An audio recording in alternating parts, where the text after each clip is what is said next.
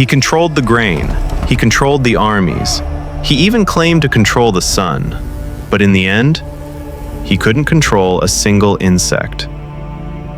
This is the story of the first man who tried to be God, and the mosquito that broke him. After Ibrahim walked out of the fire untouched, his message began to spread. People whispered in the streets, "The fire didn't burn him. His God protected him. Maybe he speaks the truth." But there was one man who did not whisper. One man who did not question his own power. One man who heard about Ibrahim and saw him as a threat. His name was Nimrod, and he was the first king to claim divinity. But kings were not always there. After the flood of Nu, everyone was equal. No thrones, no crowns, no armies. Just families rebuilding together. For generations, it stayed that way.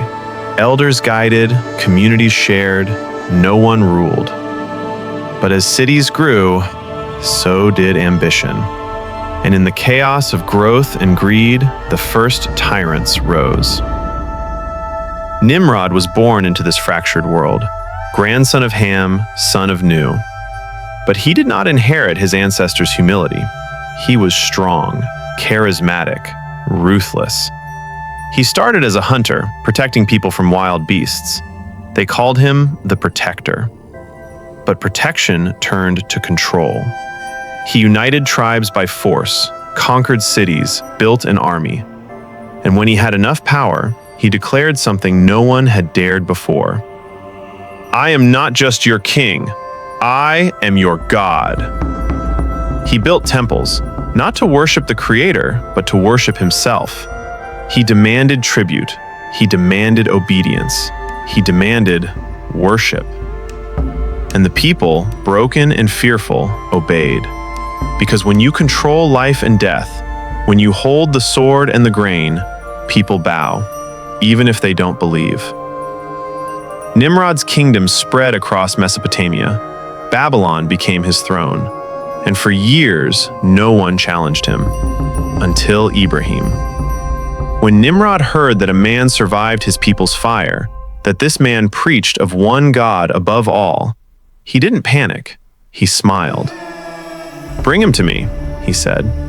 Because Nimrod didn't fear prophets, he crushed them. Ibrahim was brought to the palace, grand, towering, designed to make men feel small. Nimrod sat on his throne, surrounded by guards, priests, advisors. The crowd gathered. This would be a spectacle. The king who claimed divinity versus the man who survived fire. Nimrod spoke first, his voice echoing. "So you are Ibrahim, the one who speaks of a Lord greater than me." Ibrahim stood, calm. "I speak of the one who created you, the one who gives life and causes death." Nimrod's eyes narrowed. He had expected fear. He got certainty. He leaned forward. "You say your Lord gives life and death? I give life and death." He snapped his fingers. 2 prisoners were dragged forward. Nimrod pointed to the first. "Kill him!" The guard's sword fell. The man collapsed. Nimrod pointed to the second. "Free him!" The chains were removed. The man stumbled away, alive. Nimrod turned to Ibrahim, smirking. "You see? I gave one death. I gave one life. I am God." The crowd murmured. Some nodded. The logic seemed sound. But Ibrahim did not flinch. He looked at Nimrod and said, "Indeed, Allah brings the sun from the east, so bring it from the west." Silence. Absolute, crushing silence. Nimrod's face froze. His mouth opened, then closed. He had no answer. Because controlling prisoners is not controlling creation. Freeing a man is not giving life. Killing a man is not commanding death. The sun rises in the east every single day, not by Nimrod's command, but by the will of the Creator. And if Nimrod was truly God, he would move it. The crowd stared. Their God sat speechless, humiliated, exposed. Some believed in that moment. They saw the truth. But Nimrod's pride turned to rage. He couldn't kill Ibrahim. The fire had already failed. He couldn't debate him. He had just lost. So he did what all tyrants do when cornered. He doubled down. "You speak of your God in the sky," Nimrod shouted. "I will reach him. I will fight him. I will prove I am greater." And he ordered a tower built, not for trade, not for defense, for war against the heavens.